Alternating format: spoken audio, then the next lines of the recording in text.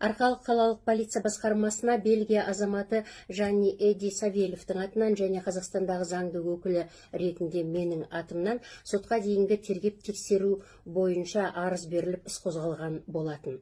Алайда қылмыстық іс қандай да бір қылмыстық құқық бұзушылық құрамы болмауына орай қысқартылды. Қазіргі жаңалығымыз: Жанни Эди Савельевті асырап алған бельгиялық азаматша Қазақстанға келмей тұрып, Жәнібек Жұмағұловтың суреті мен жеке мәліметін электронды пошта арқылы алғанын мәлімдеді. Одан бөлек асырап алған адам арқалыққа келгеннен кейін бір кісіге қомақты қаржы бергенін де айтты.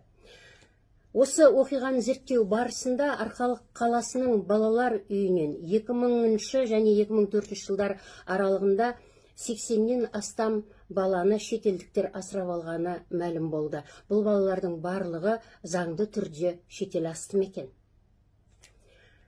Жоғарыдағы мәліметтерді ескере отырып, біздегі сараптама және зерттеу қорытындыларын негізге ала отырып, Арқалық қалалық полиция басқармасында қозғалып кейін тоқтатылған істі тек қана салғырттық бабы бойынша емес, кәмелетке толмағандар саудасы бойынша қайта қозғалуын сұрап, еліміздің бас прокурорына хат жолдадық. Редакция парламент мәжілісінің депутаты, заңнама және сот құқықтық реформа комитетінің мүшесі Абзал Құспанмен де жолығып, заңгерлік кеңес алды. Депутат бұл маңызды мәселеде бұдан әрі қарай да көмек беретінін айтты.